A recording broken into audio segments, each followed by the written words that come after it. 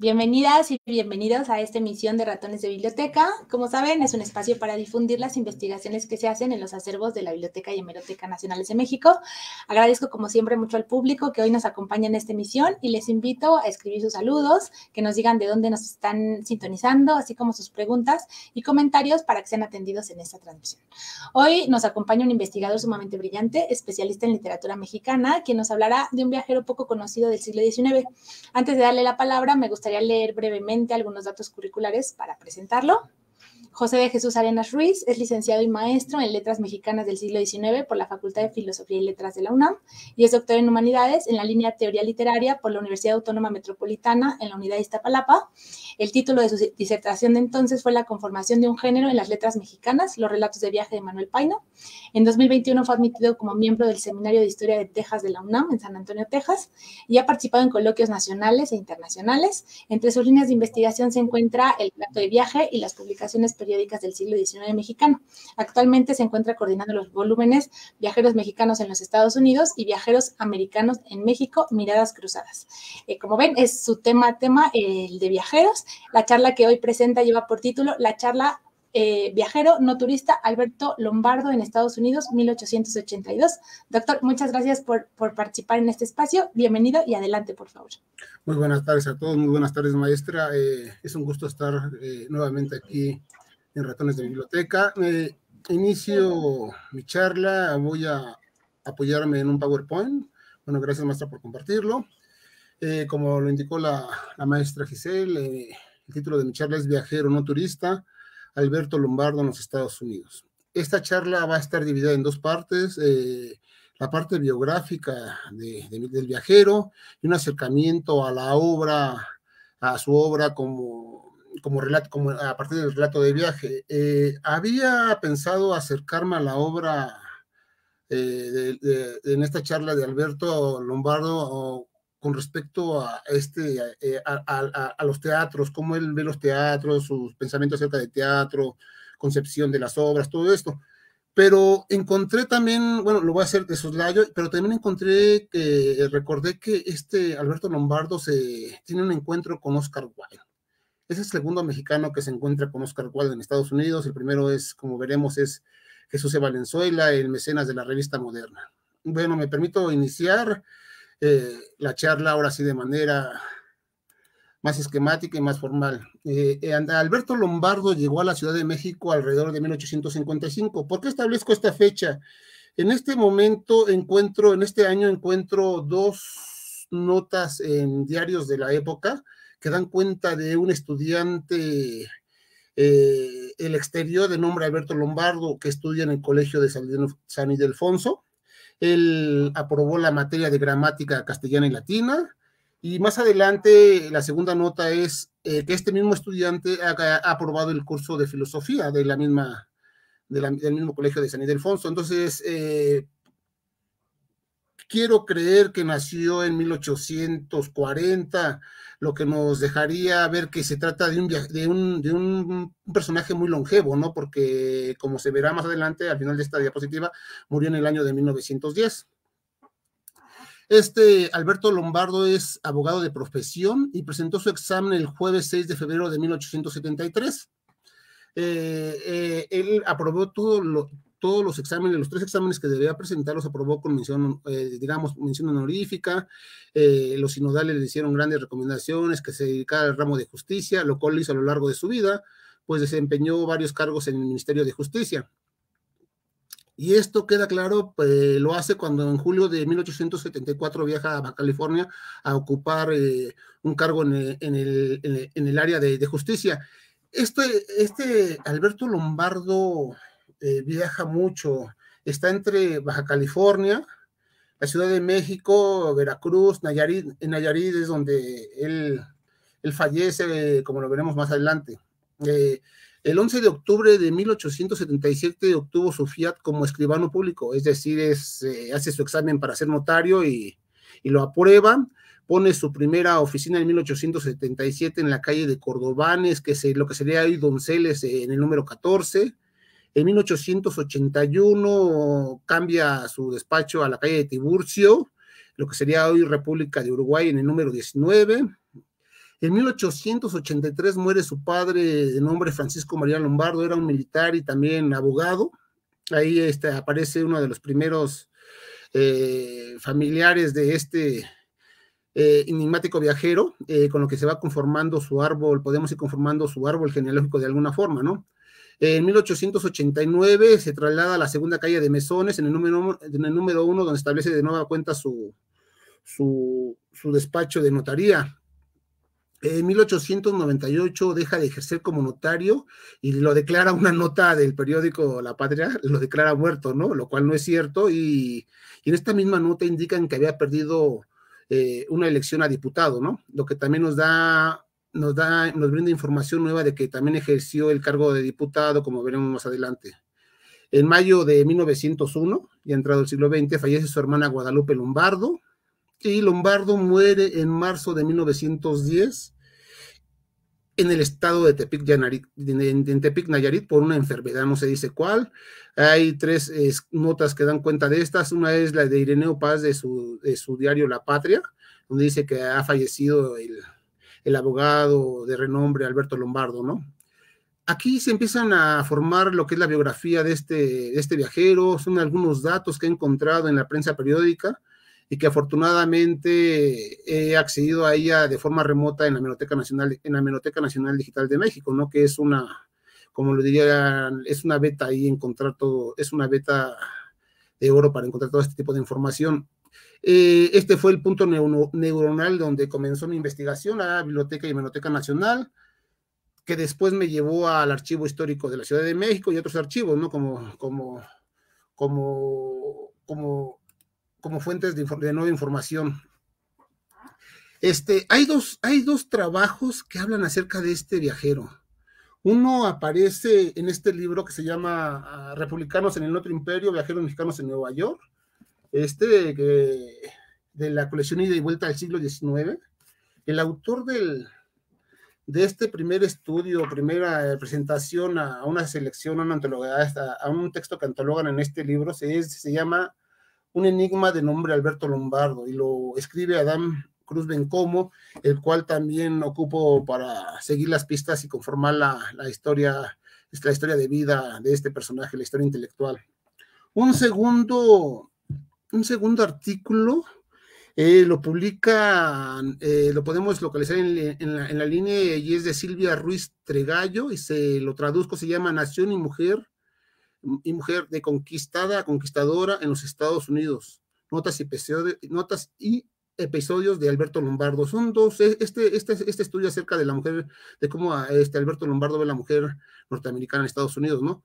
Entonces, estos dos estudios nos dan cuenta de dónde nació. Entonces, yo estuve especulando en algún momento que no había nacido en la Ciudad de México, ¿no? Entonces, al comenzar la lectura del libro que encontré en la Biblioteca Nacional, encontré estos datos biográficos que el viajero deja ver en su obra, ¿no? Y aquí lo dice: la prueba irrefutable acerca de su nacimiento es cuando Lombardo expresa que nada se ama tanto como la tierra natal infortunada. E informa que ha vivido en Ciudad de México, pero ese sentimiento no lo han experimentado, y el Valle de México, lo cito, con todas sus riquezas, no habría producido en mi espíritu una impresión tan profunda. Esto permite afirmar que nació en La Paz, Baja California. No solamente este elemento, hay otros dos elementos que me llevan a afirmar que nació en La Paz, Baja California. Uno tiene que ver con la portada de su libro. Encontré un libro, una edición en la Universidad Autónoma Metropolitana. En un momento veremos la portada, que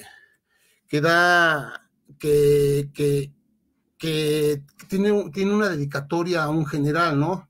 Y este gobernador es de Baja California, ¿no? Entonces digo yo, ¿por qué se lo dedica a un gobernador de Baja California? He consultado he tenido acceso a 2 ejemplares, que ahorita que les mostraré, que no sé si sea una edición especial, si lo mandó a encuadernar el mismo gobernador, o si fue un tiraje independiente, no lo sé. y uno que es muy similar a En Tierra Yankee de Justo Sierra, que son el mismo tipo de papel, el mismo tipo de carátula, una carátula muy sencilla, una portada muy sencilla, ¿no? Y un papel muy humilde, por decirlo de esta forma. Aquí podemos ver un documento de la República Mexicana que le expiden a un notario. Este documento yo lo encontré en el Archivo Histórico de la Ciudad de México y estaba emocionado porque ahí encontré también, aparece clasificado que el documento que avala a Alberto Lombardo como notario, ¿no? Estaba emocionado porque, como podemos ver, consta con una fotografía, es un documento bellamente, es un documento muy bello, vean el cabezal, yo le digo cabezal, no sé cómo se llama realmente. Entonces yo estaba emocionada de conocer físicamente a nuestro viajero, ¿no? Creo que los que investigamos y nos dedicamos al siglo XX siempre andamos en busca de la imagen, de cualquier dato que va conformando la historia de nuestro personaje, ¿no? Que en ocasiones se vuelve una obsesión, ¿no? Aquí está otro documento, este es uno de los documentos que encontré ahí en el archivo, el único que, aquí debería estar el documento que da fe de que fue el notario que pasó el examen para adquirir su licencia como notario, ¿no? Este documento está en el Archivo Histórico de la Ciudad de México, ahí en República de Chile, si no mal recuerdo, el número 9, es otro de los documentos que encontré. Encontré ahí de este personaje. Alberto Lombardo escribe obra de teatro, escribe sus relatos de viaje, escribe obras históricas y también hace periodismo, como podremos ver en las siguientes notas que les voy a presentar. En 1877 colabora en El Foro, que es periódico de jurisprudencia, legislación y ciencias sociales, en la segunda época. En 1888 colabora en El Cronista. En 1901 colabora en El Universal, diario político de la mañana, y lo hace con 5 entregas de tema histórico, y lo hace los días 14, 15, 18, 19 y 20 de septiembre, bajo el título Injusticias históricas, olvido que concibió e intentó la independencia nacional, las cuales fueron publicadas ese mismo año por la tipográfica económica como un opúsculo. Fue miembro de número, aquí es muy importante porque también perteneció a 3 asociaciones literarias, fue miembro de número del Liceo Hidalgo, que se fundó el 3 de septiembre de 1884, de la Sociedad Nezahualcóyotl y el Liceo Morelos. En este último es donde tiene mayor actividad, donde participa más activamente. En estas asociaciones tiene contacto con Vicente Riva Palacio, con plumas de la época muy importantes, con Irineo Paz. Entonces ahí se ve que este hombre está relacionado con toda la élite intelectual del siglo XIX. Aquí está, dos de sus obras, el que había mencionado, el que se hace el opúsculo, el que está a la izquierda, y Una mujer a la moda, que es una obra de teatro, ¿no? La verdad, acabo de acceder a ella, no la he leído, estoy con la idea de acercarme a leer las obras que puedo acceder a la Biblioteca Nacional, en las que pueden acceder a la Biblioteca Nacional. Aquí empieza ya a encontrar también otros datos muy importantes que para mí me emocionan, y creo que a los que nos dedicamos a la investigación, aunque parecen pequeños, son súper importantes. Por ejemplo, en el diccionario de seudónimos y anagramas y todo esto de María de Ruiz Castañeda, se menciona solamente que Alberto Lombardo utilizó el seudónimo de Ruy Rojas de Peredo. O sea, pero no dicen la fuente ni de dónde. Entonces yo me di la tarea de empezar a buscar de nueva cuenta en la hemeroteca, en otros archivos, y encuentro que tiene un segundo seudónimo, que es Sam Patriae Datum. Con estos 2 seudónimos participa en el concurso histórico literario del Museo Nacional de Antropología, Historia y Etnología, y él participa con 2 obras, Morelos e Hidalgo. Uno se llama Episodios de la Guerra de Independencia, segunda parte, Morelos, novela histórica que fue publicada en La Patria en 1893, y posteriormente se publicó en los anales del Museo Nacional de Arqueología e Historia y Etnografía en 1911. hay que recordar que muere en 1910, entonces se le puede decir que se le otorgan estos premios de manera póstuma, y es importante porque en esta nota que está aquí al lado de la diapositiva de esta imagen, dice premios en el histórico, premios en el concurso histórico del centenario. En una nota solamente dan los lugares y el nombre de quién ganó el seudónimo. Seudónimo Raúl Rojas de Peredo, Alberto Lombardo, tal. Y en una segunda nota dicen Raúl Rojas de Peredo, autor nacido en La Paz, Baja California, ¿no? Entonces ahí es otro de los elementos que le comentaba que nos dan, que nos ayudan a asegurar que Alberto Lombardo nació en La Paz, Baja California, ¿no? Este es uno de los libros que cuenta, que podemos acceder a la Biblioteca Nacional, es el que les decía, el segundo, con la segunda obra con la que gana este concurso en 1910. Aquí ya entramos a la obra. Este es el libro que logré, que encontré en la biblioteca de la Universidad Autónoma de Nuevo León. Como ven, está profusamente ilustrado, adornado. Es un libro que lo que primero que podemos advertir es que es la cubierta de este color rojo intenso, en la que resalta la parte de la dedicatoria en letras doradas que dice: al señor general José María Rangel, gobernador de la Baja California. Aquí es el otro dato, el tercer dato que les comentaba para decir que nació en Baja California.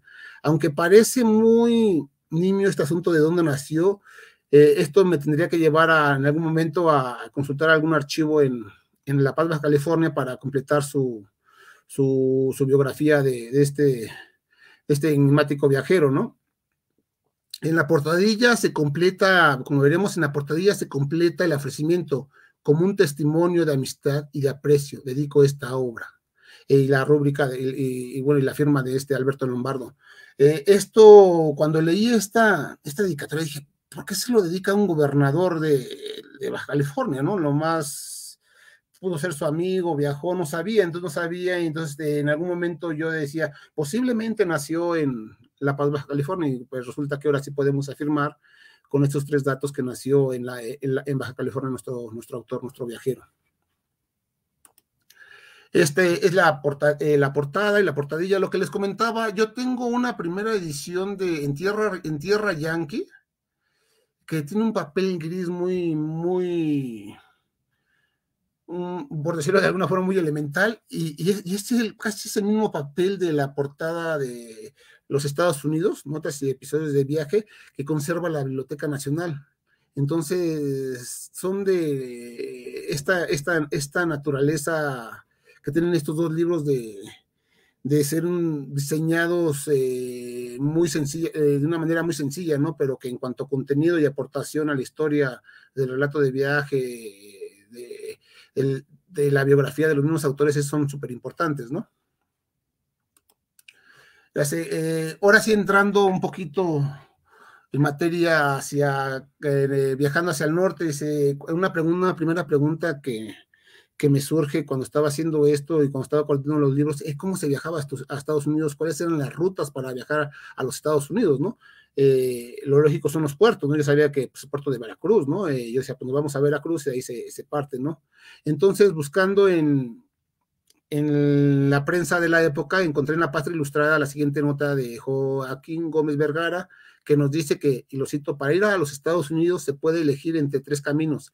El primero es el de Veracruz a Nueva Orleans o Nueva York, el segundo el Paso del Norte, y el tercero el interior el del interior a Mazatlán y de ahí a San Francisco. De hecho, cuando regresa Alberto Lombardo, regresa de San Francisco, baja a San Francisco, y es cuando ve la península, y lo que les decía, que cuando dice, ver la tierra natal, ¿no? Él siente esta añoranza por su tierra, y también afirma que ha sido una porción de la tierra, un estado mal gobernado, ¿no? Que ha sido saqueado, no ha sido bien administrado, ¿no? ¿Por qué utilizo esta siguiente información, esta leyenda? Recurre a esta leyenda, se lee la leyenda: esta obra es propiedad del autor y no se puede reimprimir sin su consentimiento. Lombardo, 1884. ¿Por qué hago esto? Porque Alberto Lombardo, como abogado, él empieza a defender la causa de los derechos de autor, ¿no? Incluso en algún momento a él se le acusa y se le demanda porque dice que quiere implementar una censura al periodismo y a los literatos, lo cual no es cierto, lo cual él en algún momento en otra nota responde que esto no es posible porque esto solamente se puede realizar en el gobierno, no en el Congreso de la Unión, no puede hacerlo él como abogado de manera independiente, ¿no? Como un individuo común y corriente, ¿no? Entonces, lo que él aboga es que este derecho de autor sea perpetuo, como es la propiedad privada, y reclama que nadie puede reproducir una obra sin la autorización del autor, porque el derecho tiene especialmente por objeto la idea. Él está defendiendo ya al intelectual, a los intelectuales mexicanos. Esta idea que, como bien recordamos en el libro del Buen Amor, también ahí hay una hay una leyenda como esta naturaleza, ¿no? Que no se puede reproducir la obra, ¿no? Que ya como copyright, ¿no? Podríamos decir ahora. ¿Cómo está estructurado el libro? El libro está estructurado en 3 partes con base en la ruta del periplo. Esto lo encuentro también en La Patria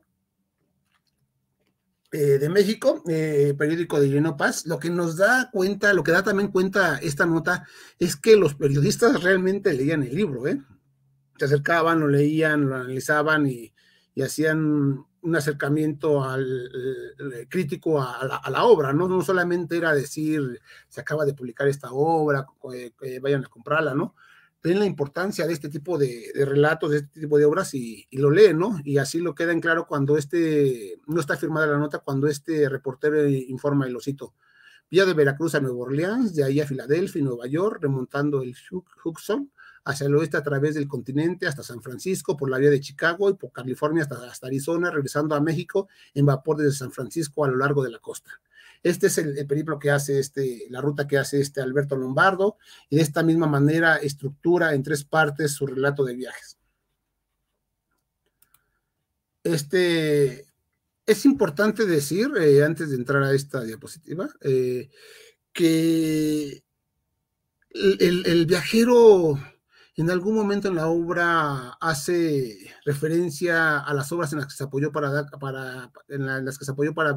brindar cierta información, ciertos guarismos, ¿no? Alberto Lombardo lo hace y lo hace en las primeras páginas de forma muy esquemática, cuando en un apartado dice obras que consultó el autor, ¿no? Y da el autor y el nombre de la obra, ¿no? Lo cita, son 7 obras, y lo hace así, ¿no? Para decir, estoy informado, estoy brindando información fehaciente, ¿no? De este viaje, ¿no? Y me apoyo en este viaje, va a ser lo que yo constato por ojos propios, y la información que yo les estoy brindando, ¿no? Ahora bien, ¿cuándo surge mi duda acerca de este viajero? Surge cuando leo la introducción a Viaje a Oriente de Luz Malanco, que escribe Altamirano, ¿no? El maestro ofrece con su texto un par de pistas, lo hace después de exponer que dice: han visto ya la luz pública los recuerdos de un viaje del general Ignacio Martínez. Ignacio Martínez es uno de los viajeros mexicanos, creo que se han rescatado recientemente y lo han hecho en la colección Ida Vuelta al siglo XIX, es Recuerdos de un viaje en América, Europa y África.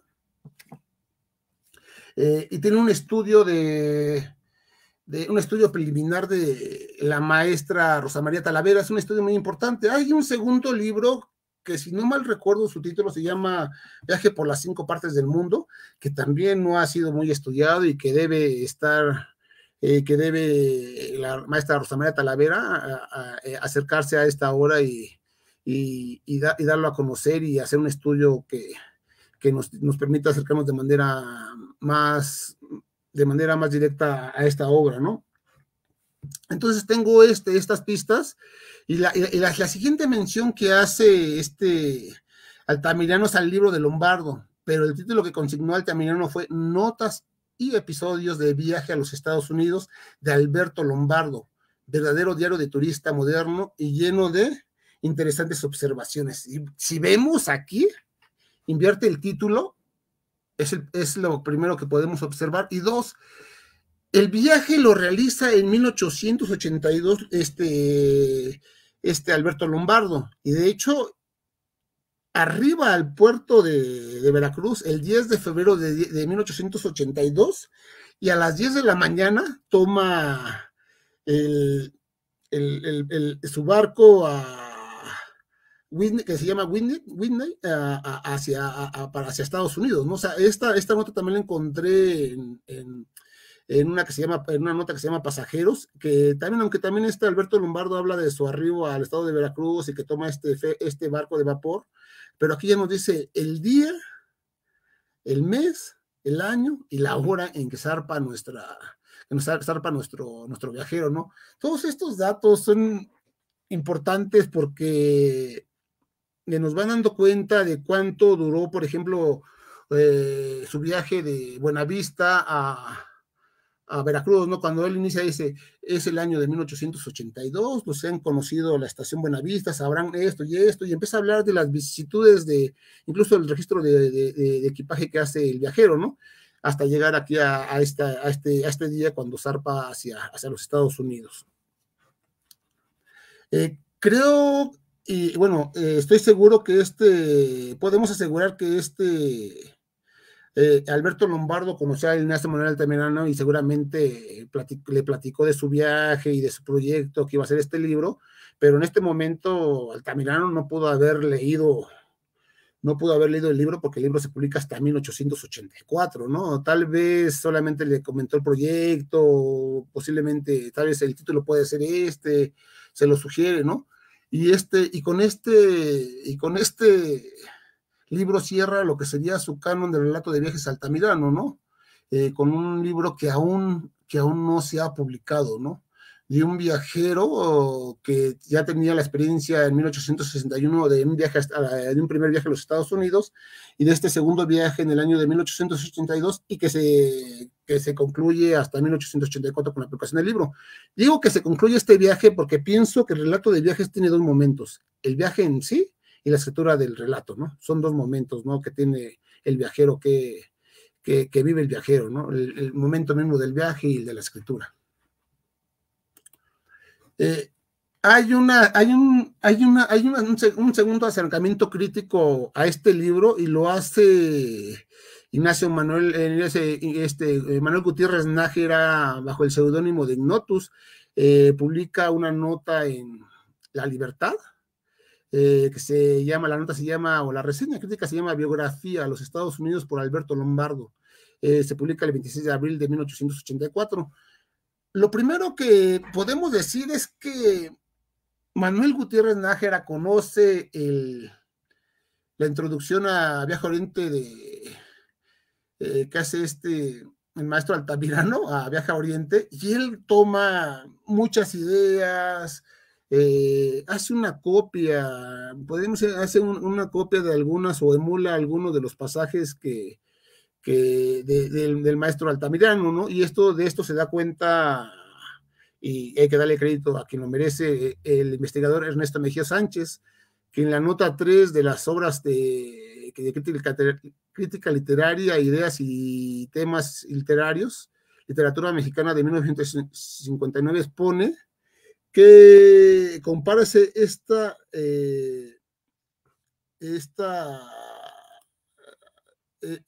lista de viajeros mexicanos con la que hace Altamirano, ¿no?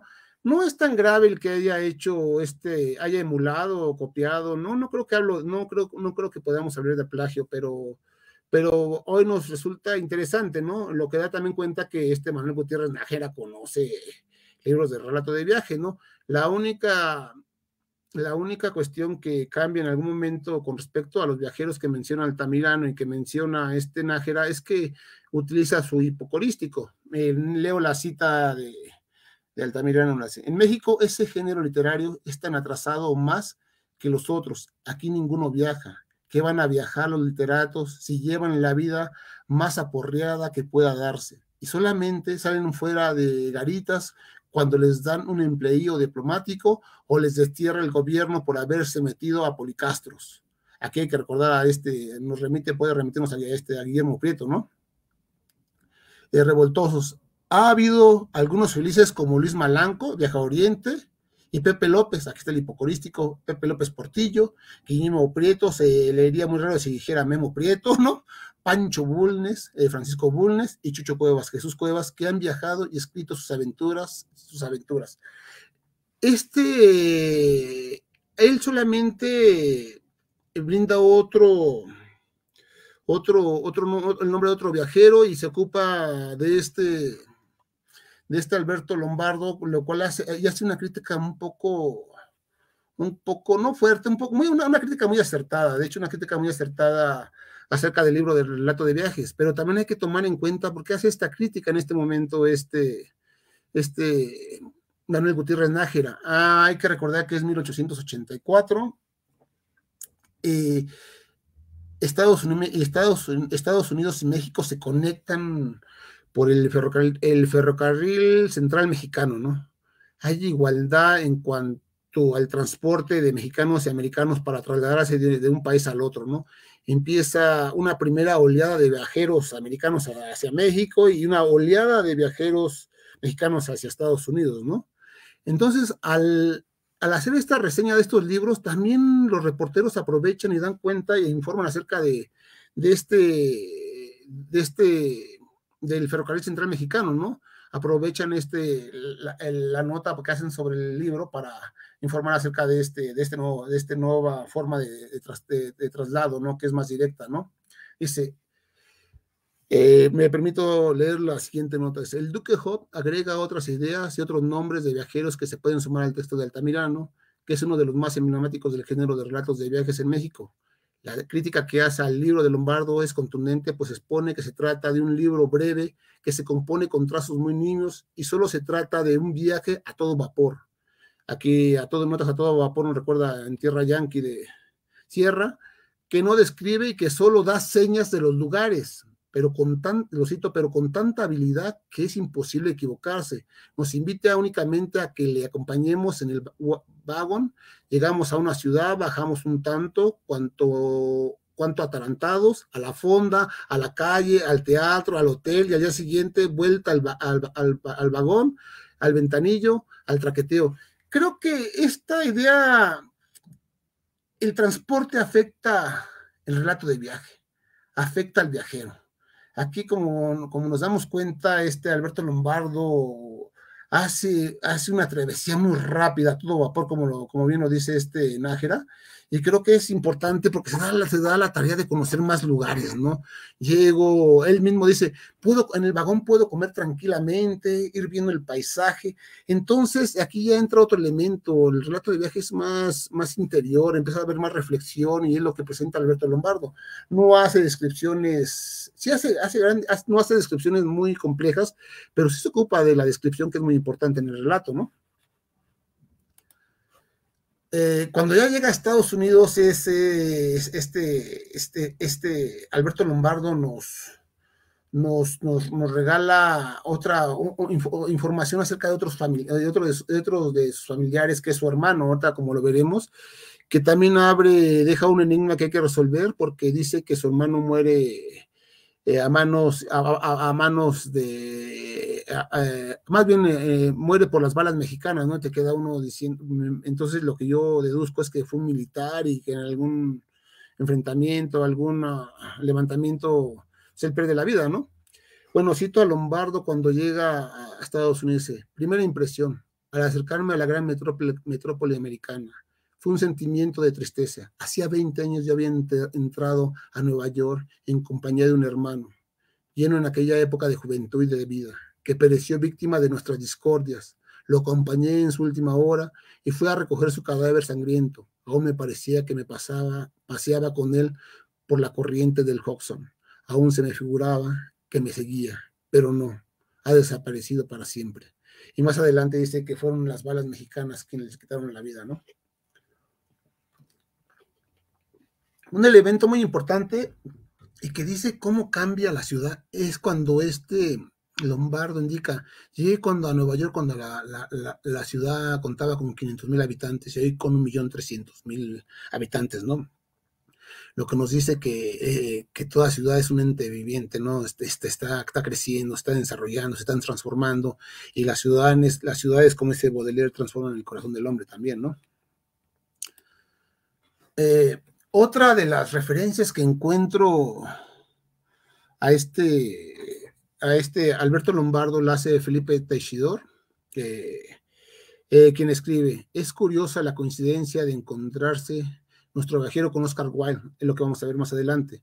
Lombardo, hombre culto, versado al parecer en la literatura inglesa, le ignoraba. Se le puede disculpar si nos fijamos en la fecha del encuentro. No creo que también aquí no estoy de acuerdo con el maestro Felipe Teixidor. Creo que Alberto Lombardo sí conocía a Oscar Wilde, su obra, porque de hecho muchas de las referencias o citas que hace a lo largo de su obra son de escritores ingleses, en lengua inglesa, y es en latín, en francés. Es un hombre súper culto, y no creo que en este momento no haya conocido a Oscar Wilde, ¿no? Tal vez había un pequeño prejuicio con respecto al escritor irlandés, ¿no? Dice Alberto Lombardo sabe que viajar es explorar todas las fronteras que el hombre ha creado, es conocer la personalidad propia y la del otro. En el otro extremo está Emanuel Carballo, otro de los críticos que encontré que dan cuenta de Alberto Lombardo.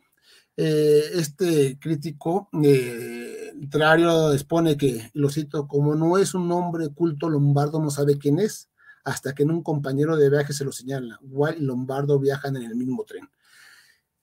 Creo que Emanuel Carballo, también aquí no estoy de acuerdo con el maestro. Creo que, como lo mencioné anteriormente, es un hombre culto, es un hombre letrado, un hombre que sabe de teatro, que sabe de teatro, de ópera, sabe de música, sabe de todo. O sea, y se da uno cuenta a él leyendo la obra, ¿no? Aquí lo que hace para Alberto Lombardo, para dar cuenta de que está de que va Oscar Wilde, va viajando en el mismo tren, es que recurre al diálogo y, por ejemplo, pone que esta información esta información se la dice un compañero de viaje de apellido Rites, que es un peruano militar, que le dice: va viajando con nosotros Oscar Wilde, ¿no? Y él dice: ¿quién es Oscar Wilde, no? O sea, empieza a preguntar respuestas, haciendo preguntas, y las respuestas las va dando Rites con sus diálogos, ¿no? Va diciendo quién es, qué ha hecho, por qué es importante, por qué la gente se agolpa para verlo cuando llega a las estaciones, ¿no? Creo que es un recurso de una crítica indirecta. No sabemos si existió realmente este personaje de Rites, porque son varios los personajes con los que entabla diálogos y que dice que conocen a lo largo de su periplo. Al respecto, dice Lombardo, escribe al respecto de Wilde: me dio curiosidad de conocer al propagandista y me levanté de mi asiento para dirigirme a la plataforma del vagón siguiente, donde se hallaba en esos momentos. Era un inglés alto y robusto, con modales afeminados que contrastaban desastrosamente con su naturaleza vigorosa. Llevaba el cabello largo, dividido por raya en medio, y continúa con la descripción de su vestimenta. Lo cito: un saco de terciopelo, medias y zapatos con hebilla. Los americanos se vengaron buscándole esta parte ridícula. En Reno, anunciaba un periódico, un caballero se había prendado de Oscar Wilde, había intentado consumar un rapto, y la intervención de la policía había sido necesaria para que aquella extracción singular no se verificase. Lo conoce cuando van hacia Nevada. Un segundo mexicano que conoce a Oscar Wilde es el mecenas de la revista moderna, Jesús E. Valenzuela, ¿no?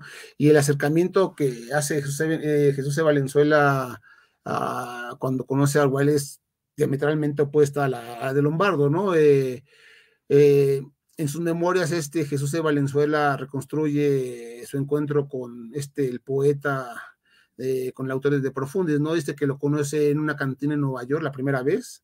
La cantina se llama la Hot Dog House.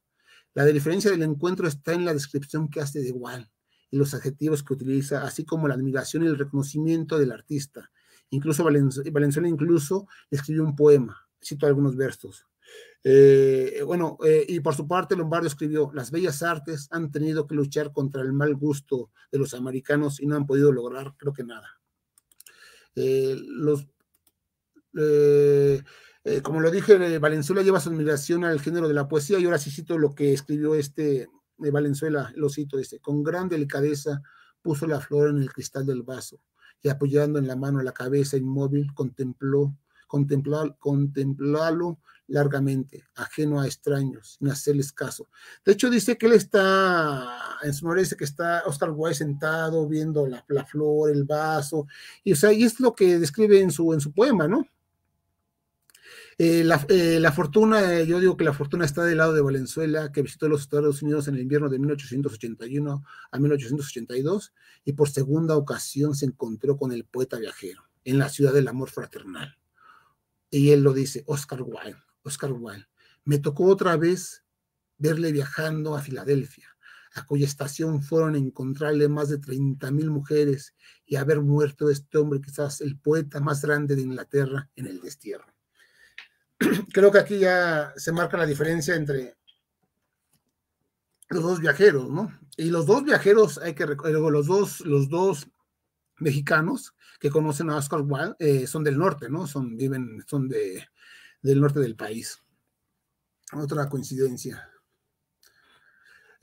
Podemos decir que cierto es que Alberto Lombardo viajó con todos los lujos y con todo el dinero del mundo, y por esto se le puede considerar como un turista y también como un flaner de domingo, que de acuerdo con Louis York, a este tipo de flaner que hace solo las travesías correspondientes a ese día de la semana.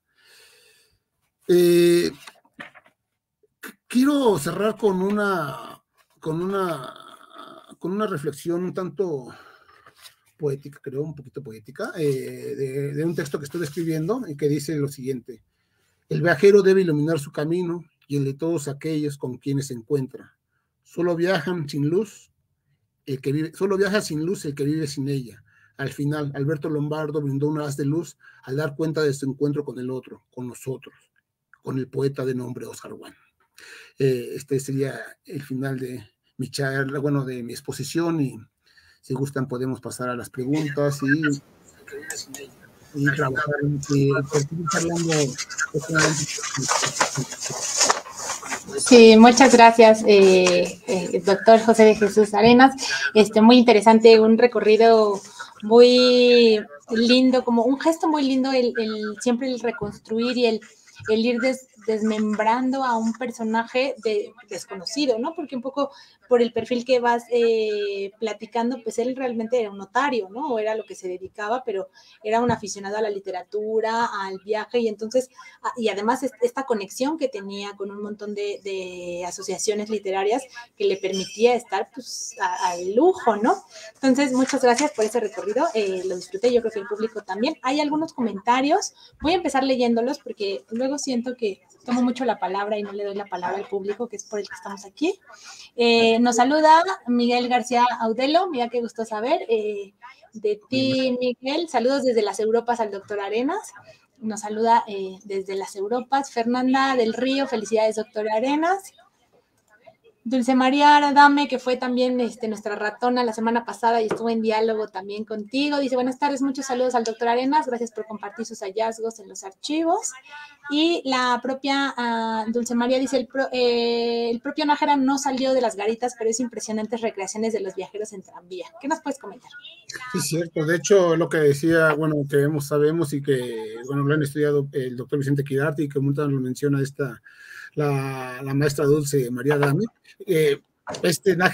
nunca viajó a Francia y escribió sobre Francia, ¿no? O sea, también está el ejercicio de la imaginación, lo que sería el viaje en la alcoba, ¿no? El viaje en la alcoba, ¿no? La imaginación, ¿no? Y está su novela corta, ¿no? Que hace este viaje en tranvía hacia San Ángel, ¿no? Que uno lo conoce en la novela corta, no sé si sea relato de viaje, yo creo que es una novelita corta, un cuento, no sé. Es importante, muchos viajar, creo que aquí se da cuenta, Nájera, que se puede viajar con la imaginación y se puede viajar de forma física o no. Claro, pero todavía hace la crítica, ¿no? Sí. Fue un viaje cuando él mismo cae en eso, ¿no? Un poco, es interesante este comentario que acota Dulce por eso, ¿no? Porque dice, y eso, bueno, yo quería preguntarte en ese sentido, ¿cómo cambia? Porque tú lo mencionaste un poco así de embarradita, el transporte cambia la manera de ver, al mundo, ¿no? Siempre un viaje en barco, un viaje en otra forma era más pausado, ¿no? Permitía otro tipo de reflexión, otro tipo de, incluso de escritura, quizá en el mismo viaje, ¿no? Tú comentabas estos dos momentos, el viaje y luego la escritura, que tanto en otros formatos se daba simultáneo, ¿no? Esta parte de ir relatando, ¿no? Estas cartas a veces que después se convertían en libros o bien directamente ya como un relato de viaje. ¿Qué nos puedes comentar del transporte? ¿Cómo cambió la manera de hacer relato de viaje? Sí, por ejemplo, muy buena pregunta, maestra. En 1851, cuando Manuel Paino viaja a Londres, la travesía de 35 días, ¿no? O sea, son 35 días en un barco encerrados, divididos en clases. ¿Cómo organizamos el tiempo? ¿De qué hablamos? ¿No? Si todo podríamos decir que todo es monotonía, ¿no? Entonces aquí lo que hace, por ejemplo, Manuel Paino con un recurso muy inteligente, dice hora de comida, las horas de comida, los horarios y como que comen, cuando comen y ya, o sea, no hay más. O sea, y ya dice, lo resuelven en 5 cuartillas y dice, ya estamos en Londres, y te quedas, ok. Cuenta de cómo es el viaje. En este momento, que como les comentaba, en 1884, el ferrocarril va a ser un personaje esencial en el relato de viaje. El ferrocarril incluso va a cambiar, como personaje va a cambiar la forma de referirnos al transporte, va a haber nuevas metáforas, ¿no? Nuevas formas. ¿Cómo describir este nuevo fenómeno, ¿no? Esta nueva experiencia, ¿no? Cuando se viajaba en carreta, pues iban asomando la cabecita y iban viendo el paisaje y detenidamente llevaban su nota, su libreta de notas, que todo viajero lleva su nota de viajes, se toman notas, hacen esto, ¿no? Yo creo que aquí en este momento también cuando se viaja de Estados Unidos, lo que yo comentaba y he leído es que hay una primera oleada, ¿no? La velocidad ciertamente afecta nuestra mirada, ¿no? O sea, vemos pasar rápido la imagen y si no podemos describir, hay que describir lo que está en nuestro interior y es lo que hace Alberto Lombardo, ¿no? Y lo que empiezan a hacer otros viajeros, ¿no? Creo que en algún momento la doctora Diana Suárez habló sobre el ferrocarril como personaje en una de las conversaciones de ratones. Creo que también es muy interesante ese texto, recurrir a esa charla para que quede un poco más clara la respuesta que les brindé.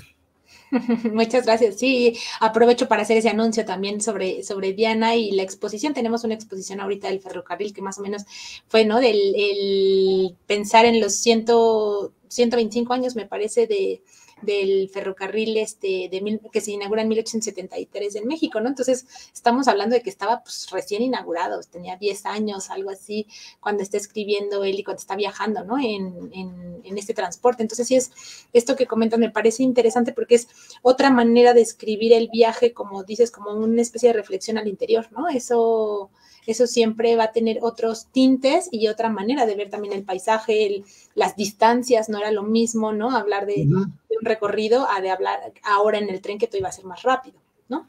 Sí, de hecho, recordemos que va la prensa asociada a Estados Unidos, los invitan a Estados Unidos y van a recorrer hacer el recorrido del ferrocarril central mexicano, de Chicago, que es de origen en Chicago y vienen hasta acá, ¿no? De hecho, hay un viajero de nombre Fairchild, de apellido Fairchild, que hace un viaje en ese 1884 con el periodista americano Talbot, que viene a México en 1884-85 viene, y él es un fotógrafo y empieza a hacer tomas de todos los lugares que va visitando. Quedan 120 imágenes inéditas, algunas inéditas 60, y que vamos a dar a conocer en el libro de Viajeros Americanos en México y que trabajó de forma sublime, y puedo decir de forma sublime, Bill Fisher, un abogado de Estados Unidos, tejano, de profesión abogado, que cuenta con parte del acervo de Fairchild, ¿no? Que todas son imágenes en soporte, bueno, son fotografías en soporte de cristal, ¿no? Súper interesante. Súper interesante porque también hay que tomar en cuenta que cuando él hace así como en el relato de viaje, lo que se omite también nos da información, lo que no se toma en imagen también nos da información. Por ejemplo, hay una fotografía que me mostró él donde está el cocinero negro, ¿no? En el vagón, en el especial que hace, que que en el que viajan este grupo, ¿no? De gente pudiente y de periodista, ¿no? Entonces está ahí el negro, ¿no? Fairchild también hace toma de algunos niños pobres, ¿no? Entonces empezamos a ver esto, qué es lo que no se dice en el relato de viajes, también nos da información, y qué es lo que no se lleva a la imagen, también nos da información, ¿no? Es otro, hay que hacer esas dos lecturas también, ¿no? Sí, súper interesante, como además como el origen lo que llamaríamos hoy el fotoreportaje, ¿no? Que estas imágenes que es los que dan la información y ya no el texto, no acompañan a un texto, sino que son, ¿no? El mensaje como imágenes. Interesante ese proyecto que comentas, y bueno, estaremos atentos a cuando salga ese libro, así que ya escucharon este preámbulo. Voy a leer otra pregunta también de Miguel García Audelo, además de sus textos como viajero, ¿qué otros textos de corte histórico tiene? Felicidades por la charla, un lujo. Se supone que, perdón, se supone que son cuatro, en su libro dice que son 4 novelas de corte histórica las que escriben, ellos ya están publicadas, que son Morelos Hidalgo, y las otras 2 pues no sabemos cuáles son, no son las que yo conozco, son estas 2. De hecho, en una de estas, en la de Hidalgo, hay una carta dirigida al Tamirano, donde le agradece al maestro, y entonces también muy interesante esto. ¿Qué otra de corte histórico conozco de esas? Tiene una novela que también estoy tratando de ubicar, que se llama Aventuras de Juan Soldado, que de hecho que así se anuncia en el libro, en la contraportada del libro, y que de hecho el nombre completo que encontré en la prensa es Vida y Aventuras de Juan Soldado, ¿no? Y dice el periodista, se trata de un librito en verso que tenemos sobre nuestra mesa de redacción y cuyo autor es el señor licenciado Alberto Lombardo, a quien agradecemos el obsequio, y que se vende en el Callejón de Santa Clara número 6, y se vende en esa dirección, ¿no? Porque también otra cosa que hace Lombardo y que se hace en este momento es decir dónde se venden, en qué expendio se venden las obras, ¿no? Hay que aprovechar los espacios para publicitar la obra, ¿no? Totalmente, ¿no? Eso no lo hemos perdido. Qué bueno. Y ahora te quería preguntar de estos 2 libros justamente que ahorita mencionabas, de los concursos a los que él entra y por qué entra con seudónimo. ¿Era parte de la convocatoria o él lo decide? ¿Por qué los seudónimos? ¿Qué has investigado de eso? ¿Qué nos puedes contar? Creo que todos los que participan lo hacen con seudónimo. Son 5 categorías. Una es la categoría biográfica, en la que él participa con estas 2 obras, Morelos e Hidalgo, y las ganan. De hecho, en los anales se publica la de Morelos. Uno de las personas que conoce, yo creo que conoce está como relacionado directamente con o conoce a Alberto Lombardo, ¿no? Porque trabaja ahí en el instituto. Entonces él dice que está que participe, no dice que participa, pero él es el que da cuenta del primer Ruiz de Peredo, del primer seudónimo que aparece en el diccionario, nada más, ¿no? Y el segundo, yo también buscando las demás notas, dice, con Alberto Lombardo de Tijuana con el seudónimo tal. Está en 3 notas, ¿no? Entonces así es como llego a la conclusión de que son un seudónimo más, ¿no? Sumamos un seudónimo más y la fuente de donde, el trabajo en el que utilizó el seudónimo, ¿no? Y que en este caso fue participar en el concurso, ¿no? Del centenario, ¿no?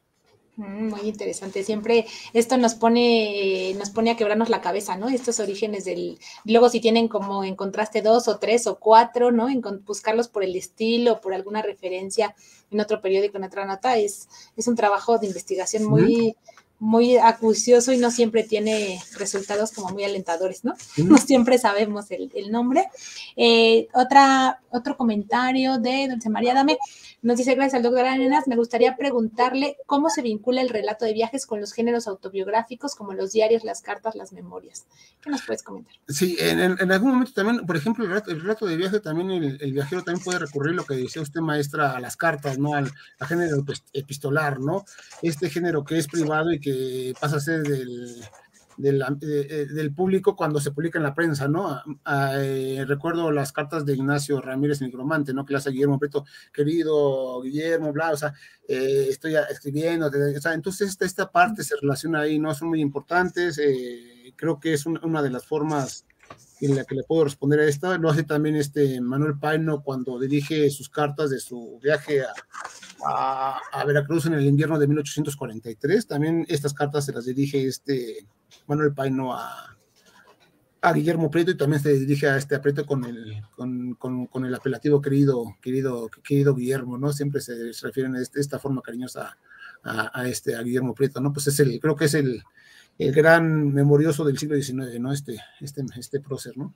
Sí, totalmente. Y además, este umbral que se pierde, como dices, en el género, y muy interesante la pregunta de Dulce, de entre lo público y lo privado, ¿no? Lo interior y lo exterior, pero creo que el relato de viajes también permite esta introspección, ¿no? Como dices, de cómo te impone, cómo te impacta el encuentro con un otro, ¿no? En el caso, por ejemplo, de un viaje a un país desconocido o a una zona que te impacta de alguna manera, pues se vuelve de todas maneras, eso interior se vuelve público, ¿no? En el relato de viajes.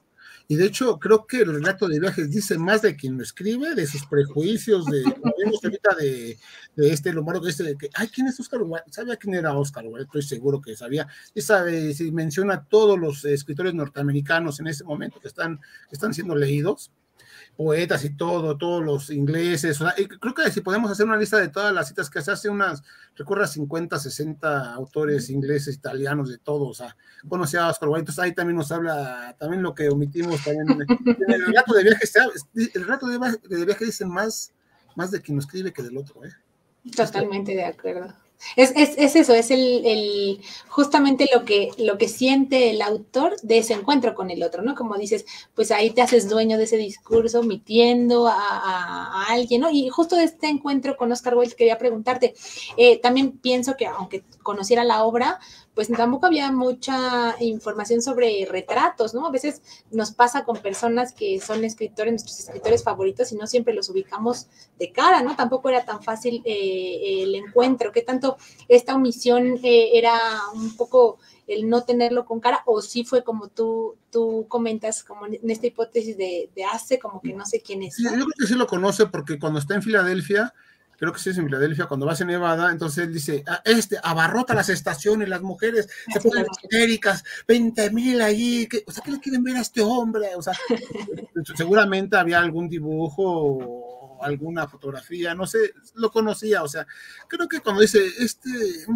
un poco afeminado, ahí ya se ve el carácter, no quiero decir, hay cierto prejuicio, ¿no? No quiero nomás utilizar esta palabra, cierto prejuicio, ¿no? Y que al final de cuentas logra vencerlo al dar cuenta de este encuentro. Si no hubiera tenido importancia para él y no supiera, no lo mencionas, ¿no? No lo mencionas, claro. Y no le dedicas 3 páginas a este encuentro, ¿no? Sabe quién es Oscar Wilde, sabe que está viendo a Oscar Wilde, o sea, igual no la gana. Claro, interesante. Y también quería preguntarte, bueno, déjame leer otros saludos que tenemos por acá. Beatriz López dice, la maestra Beatriz López, muchas gracias por compartir estos relatos tan interesantes con nosotros. Saludos. Acá la tenemos al ladito. La maestra Ana María Romero, muchas gracias al doctor Arenas por compartir esta charla con nosotros también. Gracias, maestra.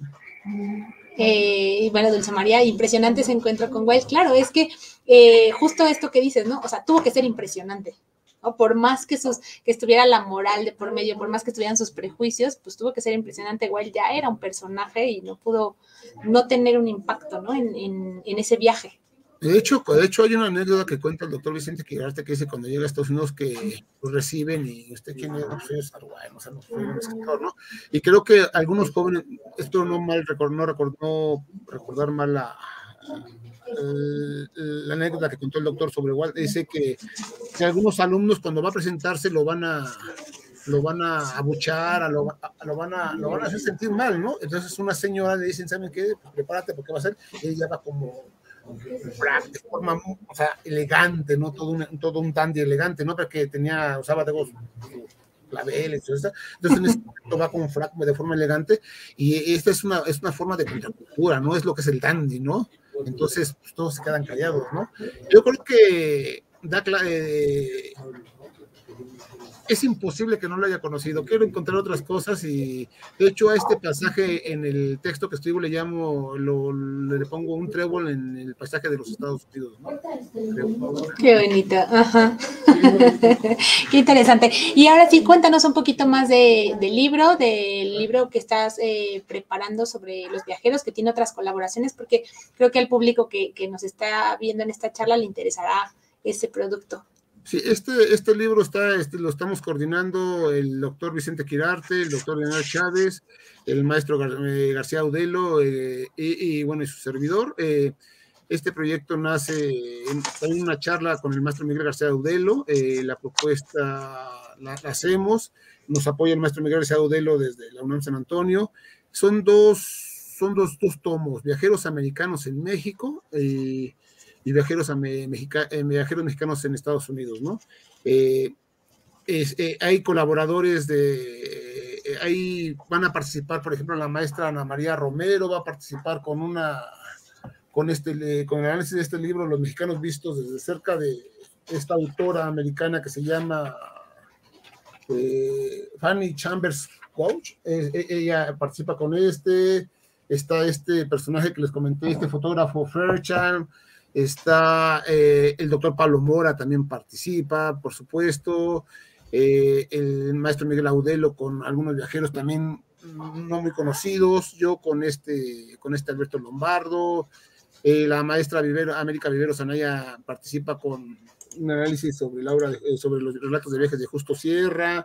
La maestra Ana María Rosa María Talavera participa con Ignacio Ramírez, con los dos libros de Ignacio Martínez, que este es el libro, que es un libro precioso, que se conoce, recordemos que antes los encuadernaban y les arrancaban las tapas, los encuadernaban y no se conservaba esto, ¿no? Aquí están los hitos arquitectónicos o lugares a los que llega Ignacio Ramírez, ¿no? Es un libro muy, muy de difícil acceso, tuve la fortuna de encontrarlo.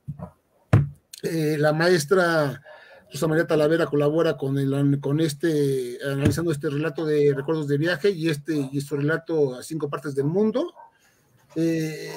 Están especialistas del Colegio de México, del Colegio de la Universidad de Guadalajara, de la UAM, de varios institutos, y creo que es un proyecto muy, muy importante, y va a ir, y decidimos también poner un poquito de ilustraciones, van a llevar 4 o 5 ilustraciones cada texto, y bueno, y ahorita el trabajo se encuentra en dictamen y estamos esperando el siguiente paso para ya empezar a editarlo.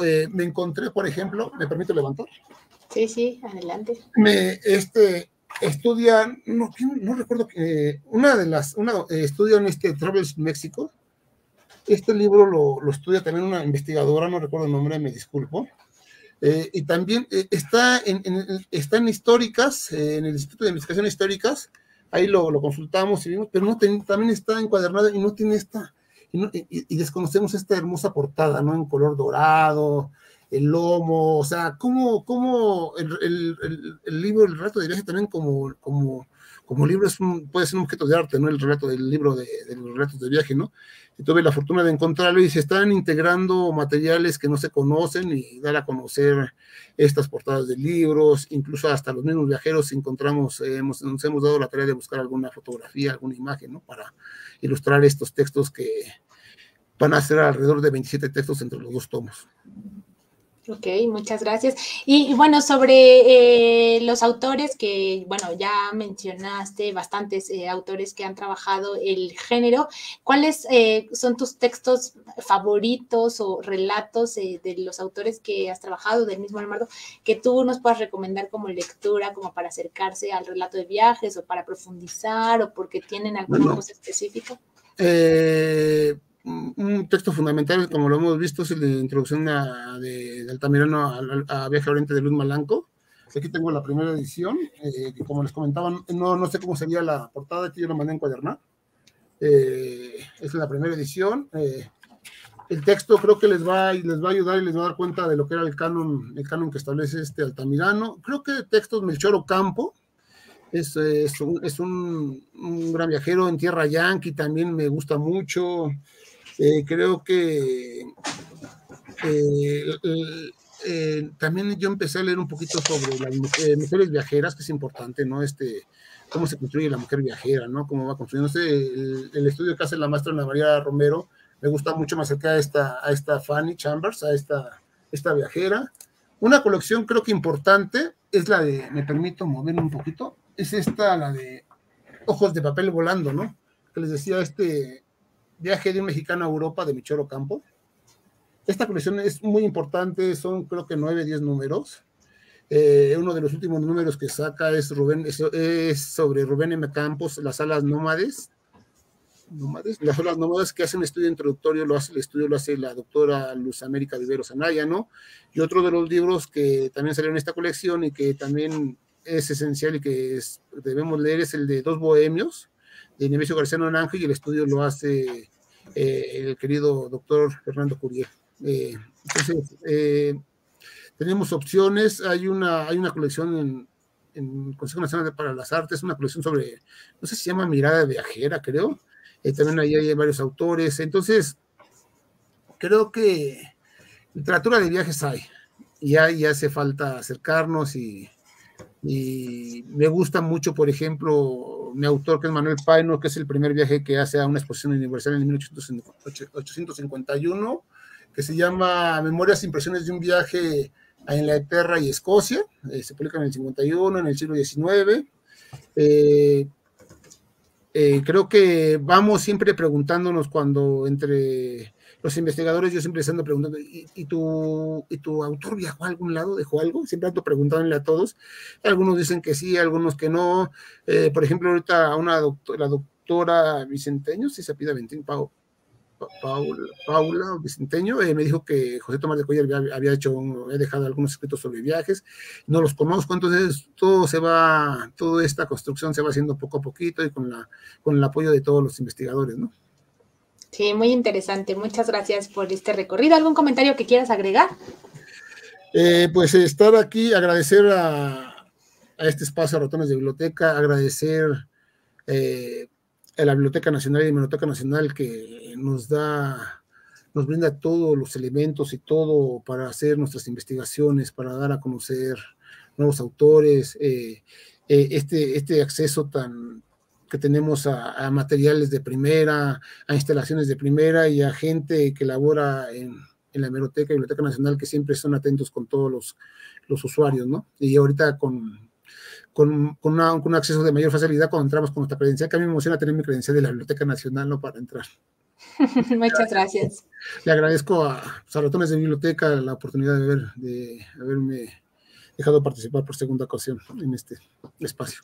No, gracias a ti por este recorrido, por además poner en alto estas vetas que hablábamos la sesión pasada y que tú y yo hablábamos antes de entrar a la transmisión, ¿no? De la biblioteca y la hemeroteca son eso, son minas con vetas, como comentaba Dulce la sesión pasada, que nos permite, que necesitan a un minero que vaya a seguir una veta para encontrar esos tesoros y darles, hacer joyas con ellos, ¿no? Entonces, que rescates personajes como él es también muy, nutre mucho al conocimiento, porque a veces se vuelven a trabajar los mismos autores, ¿no? El mismo Wilde, ¿no? ¿Cuántos estudios hay sobre Wilde? Pero sobre estos otros, que no es que sean menores, sino que están menos investigados, ¿no? A veces solamente les hace falta difusión. Entonces, en ese sentido, creo que es muy interesante y se agradece mucho siempre a estos usuarios como tú, con esta seriedad de acercarse a los acervos, con esta mirada crítica, pero también con esta sed de investigación, ¿no? De tener ese acercamiento. Así que muchas gracias. Fue un recorrido